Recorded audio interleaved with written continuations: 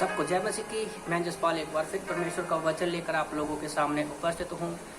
भजन संहिता 32:8 में प्रभु का वचन कहता है कि मैं तुझे बुद्धि दूंगा और जिस मार्ग में तुझे चलना है उसमें मैं तेरी अगुवाई करूंगा। हमें किस मार्ग में चलना है?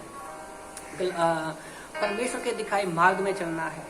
और याद रखिए, हम संसार में रहते हैं, संसार की सोच हमारी हो जाती है और हम उसी के अनुसार चलते हैं। और संसार की सोच क्या है? गलातियों की किताब अध्याय 5 वचन 19 से 21 में लिखा है कि व्यभिचार, गंदे काम, गुस्सा, कड़वाहट, जलन, ये सारी संसार की सोच है। हम उसी रास्ते पर चलते हैं जो हमें नरक की तरफ लेकर जाता है और उसका अंजाम जो है वो कभी भी अच्छा नहीं होता।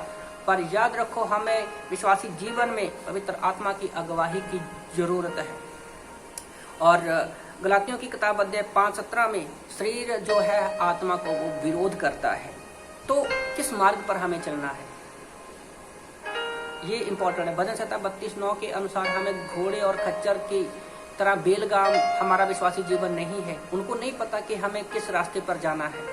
जैसे विशाल हाथी को बड़े कानों के कारण नहीं पता कि वो कितना ताकतवर है और वो क्या कर सकता है, और वो अपने मालिक के द्वारा दिखाए हुए अगुवाई में, छड़ी और जंजीर की अगुवाई में वो चलता है। उसी तरह से शैतान जो है उसने भी हमारे कानों को बड़ा कर रखा है बहुत सारी आवाज़ों के द्वारा। हमारी परिवार, फैमिली, परमेश्वर तुमसे दूर है, बहुत सारे विचारों को हमारे मन में डालता है। और हमें विश्वासी जीवन में हमारी क्या ताकत है, परमेश्वर हमारी अगुवाई कर सकता है, वो हमें वो भुलाना चाहता है।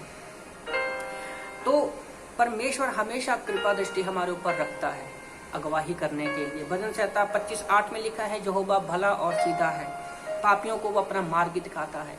आज हम पाप से मुक्त हो चुके हैं यीशु मसीह के लहू के द्वारा।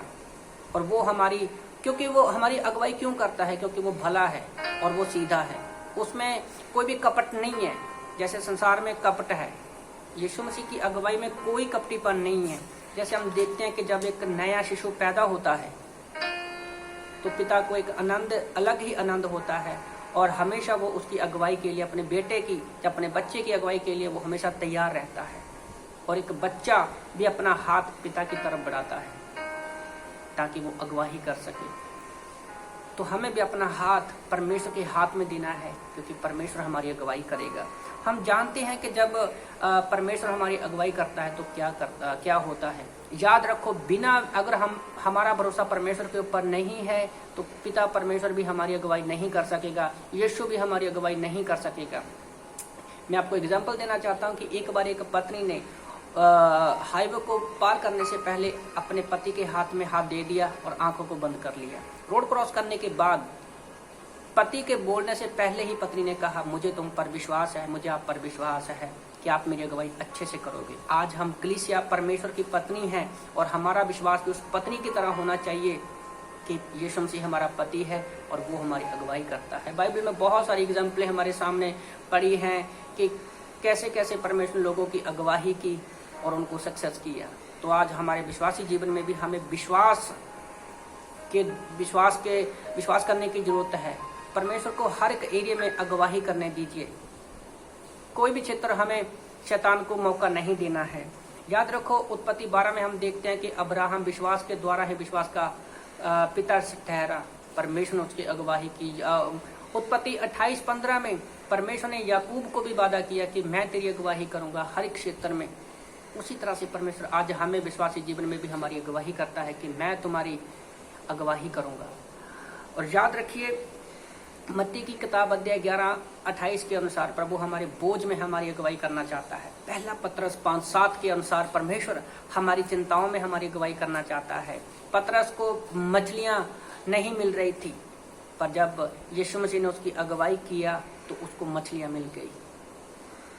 और भजन संहिता 55:22 में प्रभु का वचन कहता है, अपना बोझ यहोवा पर डाल दो, क्योंकि धर्मी कभी नहीं टलेगा नहीं। आज हमें अपने विश्वासी जीवन में सारी चिंताएं, सारे बोझ, खाने पीने, रहने की सारी चिंताएं प्रभु पर डालनी है। इस कोरोना वायरस में भी, महामारी में भी, खाने पीने, रहने की सारी बातों में परमेश्वर हमारी अगुवाई करेगा। तो परमेश्वर ने पीछे भी हमारी अगुवाई की है और हमें कभी गिरने नहीं दिया।